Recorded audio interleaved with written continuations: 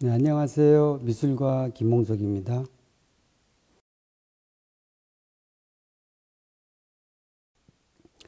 그 윤리라는 주제를 가지고 작업한 지는 한 2000년 이후에 시작이 됐는데요.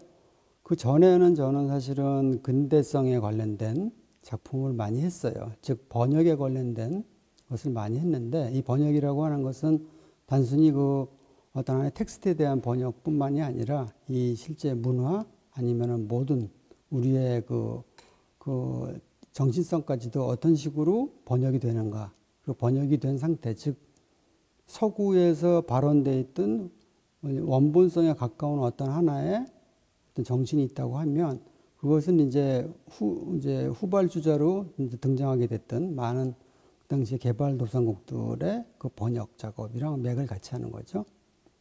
그러다가 2000년 되면서 이제 세계화의 물결 때문에 상당히 많은 교류가 이 아시아권에서도 벌어지게 돼요. 그래서 외국 그 많은 큐레이터들이 한국에 방문도 하고, 저 또한 이제 굉장히 많은 외국에 나가서 작업을 하게 됐는데, 그러다 보니까 다양한 일들이 생겨나게 된 것 같아요. 그 중에 하나가 많은 사람들이 참여를 하는 그러한 식의 것들, 그 당시 90년대에 관계미술이라는 것도 생겨나게 됐고요.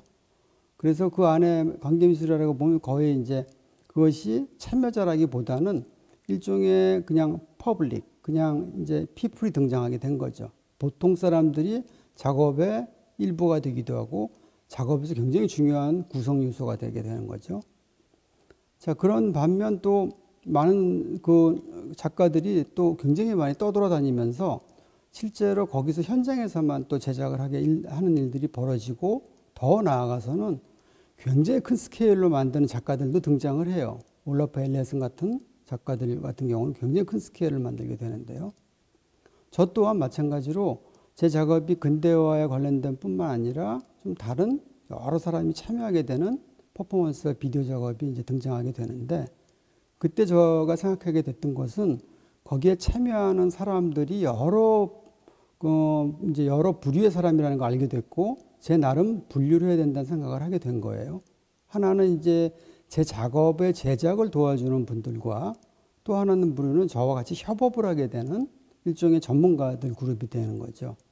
그런데 두 그룹임에도 불구하고 궁극적으로는 제 작품을 위해서 오신 분들이기 때문에 제 작품이 완성이 되는 순간 그분들에 의해서 작품이 완성이 됐음에도 불구하고 그것은 저의 지적재산과 저의 저작권에 들어간다는 것이 조금 의아했던 거죠. 어떻게 하면 좀 더 그 참여자들 자체, 즉 일점의 콜라보레이터들이 제 작업과 어떤 동등한 입장으로서의 지적재산을 갖는 것이 타당하지 않을까라는 이제 의문이 들기 시작하면서, 제가 일종의 거기에 윤리에 관련된 작업들을 이제 거론을 많이 하게 됐고, 그거에 관련된 퍼포먼스 작업들과 비디오 작업들이 많이 등장하게 된 거죠. 자, 그 작업들은 이제 저한테는 이제 사실 상당히 중요하게 지금도 이제 진행이 되고 있고요. 그 외에도 저는 이제 다른 맥락의 정치성에 관련된 작업들도 많이 이제 하게 됐어요. 예를 들자면 제가 하나 소개를 해드리고 싶은 게 있는데, 여기에 보이게 되는 이 조각들 굉장히 큰 규모죠. 제가 뭐 한국에서 아직 전시를 해본 적은 없기 때문에 뭐 모르는 작업일 수도 있는데, 아마 저 뒤에 있는 ACT라고 ACT로 되어 있는 것과 앞에 러브라고 하는 것은 아마 국내에서 있는 많은 분들이 알고 계실 수도 있습니다. 이건 아마 모르실 건데, 이것은 제 작품이 제 처도 미술을 하고 있어서 그 처가 미술 작품을 이제 완성한 후에 이제 보관한 상태의 작품을 보고선 제가 나름대로 일종의 구성을 해본 거죠. 근데 마침 구성도 어떻게 했냐면은 제가 대학 다닐 때 배웠던 모더니스트 스컬프터라고 할 수 있는 데이비드 스미스라고 하는 사람의 작품을, 그분은 물론 스테인리스로 만들었지만 이것이 색깔이 유사하게 은색이다 보니까 약간 좀 제가 장난기 같긴 하지만 그분의 작업을 그대로 차용을 해서 하나의 이제 형태로 한 거죠. 즉, 제 처의 작품이 데이비드 스미스의 그 어떤 형태를 차용이 돼서 또 제 작품이 돼버린 거죠.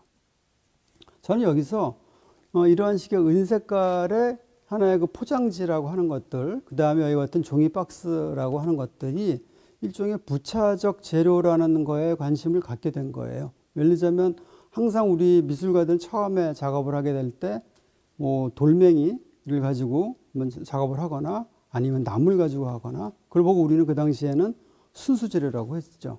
그러나 시대가 지나면서 그 순수 재료는 전부 다 상품이 되어 버렸고요. 그리고 이제 그럼에도 불구하고 위계적으로 본다고 치면 돌멩이로 만들어진 하나의 조각품과 소위 말해서 그 카드보드 박스로 만들어져 있는 그러한 상자의 작품이라고 하면 누구나 다 이 돌로 만들어져 있는 작품에 대해서 훨씬 더 중요하다고 판단할지도 모를 것 같아요. 그래서 저는 항상 이 제 작업의 정치성 자체를 재료에다가 큰 방점을 두고 있었어요. 즉 뭐냐면 크기라든가 색깔이라든가 혹은 그 형태에 대한 것보다는 이 재료 자체가 훨씬 더 정치성을 강력하게 보여줄 수 있다라고 생각을 한 거죠. 그래서 저는 오히려 이런 부차적인 재료 자체가 어떤 식으로 주인공이 될 수 있는가. 즉 미술관에 가면은 미술 작품이 굉장히 주된 주인공이라면 미술 작품을 보여주기 위한 공간과 그 다음에 조명 같은 것들은 일종의 부차적인 아마 위치에 있게 될 거죠. 저는 반대로 조명을 더 강조하거나 공간을 더 강조하는 그런 실험적인 작업들을 한 적도 있고 이런 조각 같은 거에서도 의도적으로 이런 식으로 하나의 그 부차적인 재료 자체에다가 관심을 두게 된 거죠. 이것 또한 사과를 올려놓는 하나의 구조물입니다. 이것도 결국은 사과라고 하는 것 자체가 그 주된 제가 보여주고자 하는 것이고 이 사과라고 하는 그 재료 자체도 소위 말해서 썩기 때문에 물론 사과는 우리한테 먹는 거라고 인식도 되지만 미술가로서 하나의 물질적 대상으로 뒀을 경우가 되면 사실은 미술적 재료로는 절대 적합한 재료가 아니겠죠. 그럼에도 불구하고 저는 한번 사과라는 것을 전시를 했던 적이 있던 거죠.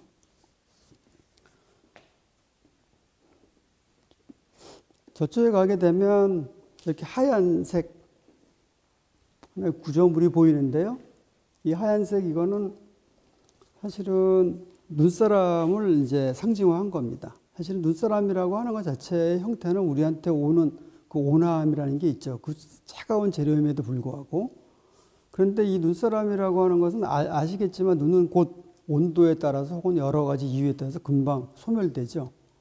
그래서 그런 일회성인 그런 눈사람이라고 하는 상징적 형태가 저한테는 오랜 기억이 남아서 일종의 제가 돌로 만들어 보고자 약간 장난스럽지만 돌로 만들어 보고자 한 거죠. 일종의 기념비화한다는 거죠. 그래서 돌멩이를 구해서 두 개를 쌓고 자갈로 눈도 넣기도 하고 아니면 나뭇가지로서 팔도 만들기도 하고 그리고 돌을 전부 다 하얗게 칠해 보기도 할 그런 계획을 갖고 있어요. 아직은 실현되지 않았고 제작 중에 있는데 지금 이제 프로토타입으로 있는 것이고요. 이 뒤에 보이는 것은 전부 다 두 가지가 있는데 검은색으로 되어 있는 건 전부 다 기다란 풍선이에요. 사실은 파티할 때 쓰는 기다란 풍선이죠. 이걸 가지고 강아지도 만들 수도 있고 꽃도 만들 수 있고 하는 것들이죠. 근데 저는 오히려 이걸 모아가지고 영어의 그 레터로 이제 만들었어요. 그러니까 요 하나의 덩어리들은 하나의 단어가 될 수가 있어요. 예를 들자면 like라는 것도 있고 hope라고 하는 의미도 있고 love도 있고 day라는 단어도 있고요. 그래서 이게 하나에 모아놓고 나면은 그냥 풍선 덩어리지만 하나하나가 하나의 문장을 가지고선 하나의 의미를 두게 한 거죠. 이것 또한 풍선이라고 하는 일회성 재료를 가지고 굉장히 다른 의미의 재료로서 바꿔버린 거죠. 아주 브론즈라고 하는 재료를 통해서 굉장히 오랫동안 갈 수 있는 재료가 된 거죠.